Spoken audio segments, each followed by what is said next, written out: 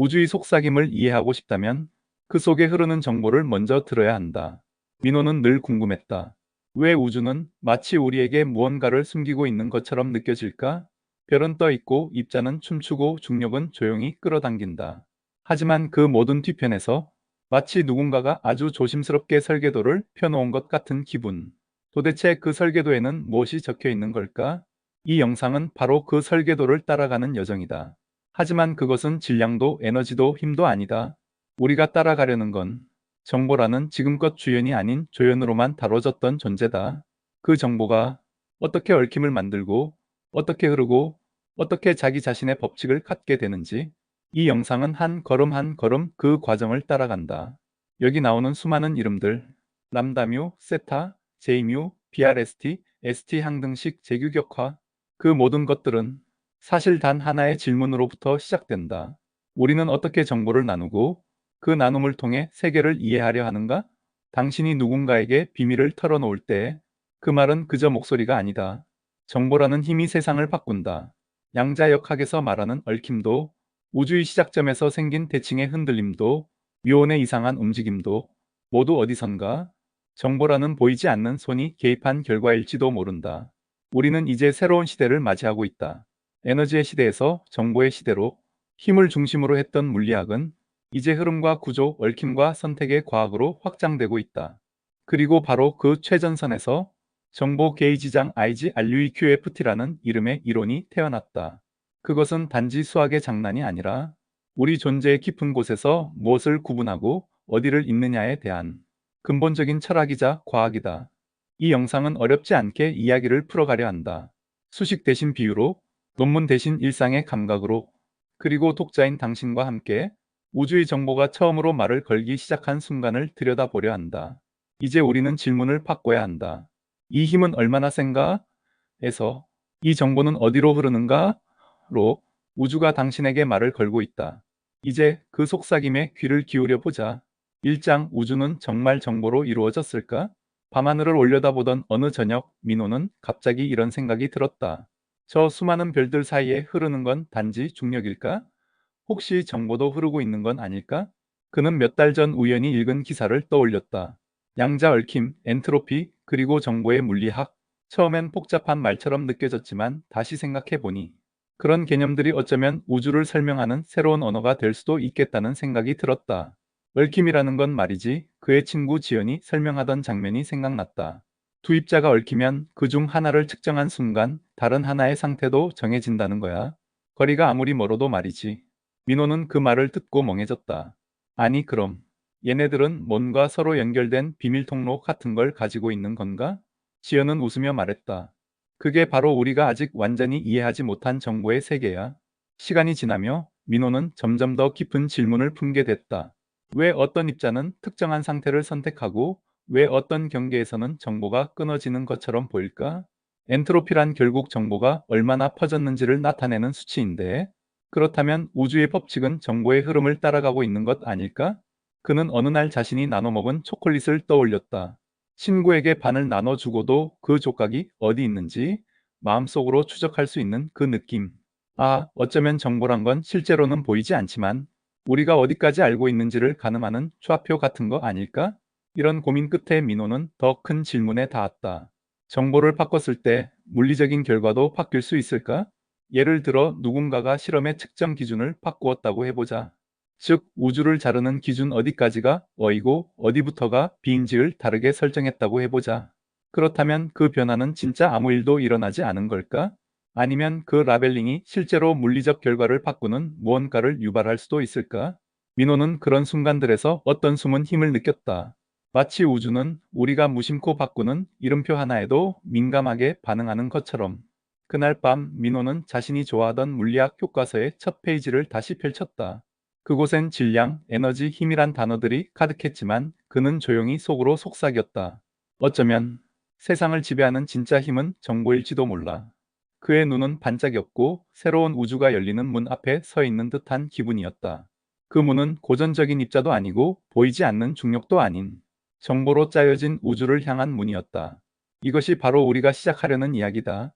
힘과 질량, 장과 입자 넘어 이제 정보의 흐름이 물리 법칙으로 들어오는 시대가 왔다. 그리고 이 모든 시작은 바로 얽힘에서 비롯되었다. 이 장 무질서가 아니라 가능성이 흐른다. 어지러워 보여도 사실은 질서가 있는 거야.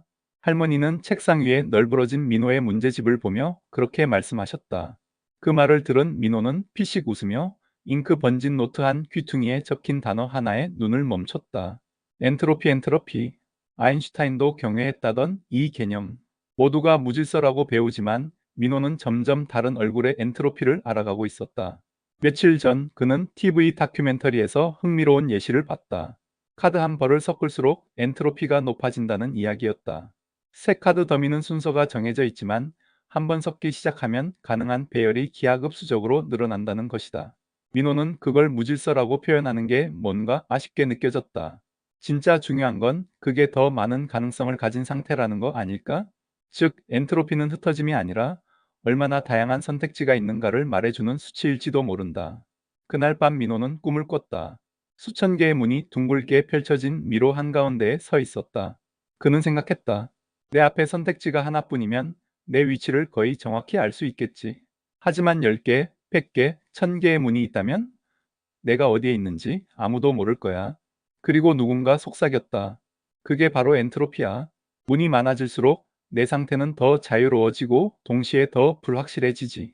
현실로 돌아온 민호는 다시 묻기 시작했다. 만약 입자 하나가 10가지 경로로 튈 수 있다면 거기엔 얼마나 많은 정보가 들어있을까? 정보란 결국 불확실성을 줄이기 위한 것. 그리고 엔트로피는 불확실성의 총합. 그래서 민호는 깨달았다. 엔트로피는 정보의 반대말이 아니라 정보의 그림자라는 걸. 며칠 후 민호는 좋아하던 카페에 앉아 노트북에 이렇게 적었다. 우리는 엔트로피를 무질서라고 배웠다. 하지만 이젠 안다. 그것은 사실 우주가 어떤 상태에 있을 수 있는 가능성의 수다. 그는 커피를 한 모금 마시며 창밖을 바라보았다. 햇빛은 커튼 사이로 스며들며 다양한 방향으로 퍼지고 있었고 그 모습은 마치 엔트로피 그 자체였다. 엔트로피는 사라지는 것이 아니라 흘러간다. 그 흐름을 따라가다 보면 우리는 결국 이 세상에 숨겨진 법칙과 마주할 수 있을 것이다.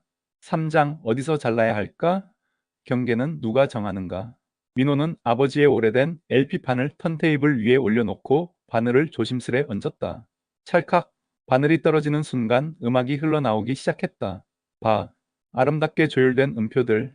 그러다 문득 민호는 자신이 음악을 어디서 나누어 듣고 있는지에 집중하게 되었다. 악장과 악장 사이가 정말 분리된 걸까? 내가 구분한다고 해서 그 소리는 진짜 둘로 나뉘는 걸까? 그 순간 경계란 무엇인가에 대한 질문이 그의 머릿속을 관통했다. 며칠 전 그는 양자 얽힘에 대한 흥미로운 논문을 읽었다. 그 글에서는 어떤 물리 시스템을 분석하려면 어디서 자를지 결정해야 한다고 설명하고 있었다. 이를테면 전체 시스템을 어와 B라는 두 영역으로 나누는 것. 하지만 문제는 바로 여기에 있었다. 자를 위치가 물리적으로 고정된 것이 아니라 우리가 선택한다는 것. 만약 내가 자르는 방식을 바꾸면 관측되는 정보나 얽힘도 달라지지 않을까? 민호는 생각에 잠겼다. 그렇다면 물리적 법칙은 정말 고정된 게 아니라 내가 무엇을 분리했다고 생각하느냐에 따라 달라질 수 있다는 뜻 아닌가? 그날 밤 그는 꿈속에서 거대한 빛의 원반을 보고 있었다. 그 원반은 끊임없이 회전하고 있었고 사람들은 그걸 자르기 위해 각자 손에 자를 들고 있었다. 누구는 정중앙에서 수직으로, 누구는 사선으로, 누구는 팥감만 얇게 잘라냈다. 하지만 이상하게도 자르는 방법마다 빛의 무늬가 달라졌다. 같은 원반인데 자르기만 다르게 했을 뿐인데도 말이다. 누군가 속삭였다. 경계는 내가 선택하는 거야. 하지만 그 선택은 물리적 현실을 바꿔놓을 수 있어. 꿈에서 깬 민호는 곧바로 메모장에 적었다. 서브 시스템의 경계는 물리의 기본이 아니라 관측자의 자유도다. 이건 마치 어떤 장면을 넓게 찍을지 클로즈업 할지를 선택하는 영화 감독과 같았다. 카메라의 시점이 달라지면 같은 장면도 전혀 다른 감정을 준다. 그리고 양자 세계에서도 관측자가 자르는 방식이 무엇이 얽혀 있는가를 결정하게 되는 것이다. 민호는 마치 하나의 퍼즐을 푼 듯한 기분이었다. 결국 우리가 우주를 어디서 자를 것인가를 정하는 순간 그 선택이 정보의 흐름에 직접 영향을 미친다. 즉, 경계 자체가 물리적인 역할을 할 수 있다는 것. 이건 고전적인 물리학에서는 상상도 못할 발상이었다. 그는 잠시 생각에 잠기다 이렇게 중얼거렸다. 우주는 단지 존재하는 게 아니라 우리가 나누는 방식에 따라 달리 응답한다. 이게 정말 놀라운 일 아닌가? 그날 이후 민호는 세상을 바라보는 눈이 조금 달라졌다. 나무와 나무 사이, 사람과 사람 사이, 마음과 마음 사이. 우리가 무엇을 경계라고 느끼는지에 따라 그 세계는 아주 다르게 펼쳐진다는 것을 그는 어렴풋이 이해하기 시작했다. 그리고 이 물리학의 놀라운 비밀은 다음 장에서 더 놀라운 방식으로 이어지게 된다. 사장 이름만 바꿨는데 세상이 달라진다고? 민호야, 이거 수박이야? 참외야? 동생이 장난스럽게 물었다. 민호는 웃으며 대답했다. 껍질만 보고 모르겠니? 당연히 수박이지. 하지만 이름표를 바꿔 붙이면 어떡할래? 그 말에 민호는 순간 멈칫했다. 그래, 이름을 바꾸면 물건 자체가 바뀌는 건 아니잖아. 근데 물리학에서 이름표 같은 걸 바꾸면 정말 아무 일도 안 일어나는 걸까? 며칠 전 그는 양자역학 강의를 들으며 이런 말을 들었다. 라벨을 바꾼다는 건 대칭이라는 뜻이다. 어라는 입자와 비라는 입자가 있을 때 그 둘을 바꿔 써도 세상의 법칙이 달라지지 않는다면 우리는 그것을 대칭 시머트리라고 부른다. 이해는 됐지만 어디서 많이 본 듯한 느낌이 들었다. 그는 주섬주섬 옛날 어릴 적 레고 상자를 꺼내 들었다. 그 안엔 색깔별 블록들이 섞여 있었다. 그는 두 개의 같은 모양 블록을 집어 들고 서로 자리를 바꿔 끼워봤다. 이 블록이 파란색이든 빨간색이든 전체 구조엔 아무 차이도 없네. 그건 마치 블록의 위치나 이름은 바뀌었지만 기능이나 모양은 그대로인 상태였다. 그 순간 민호는 무릎을 쳤다.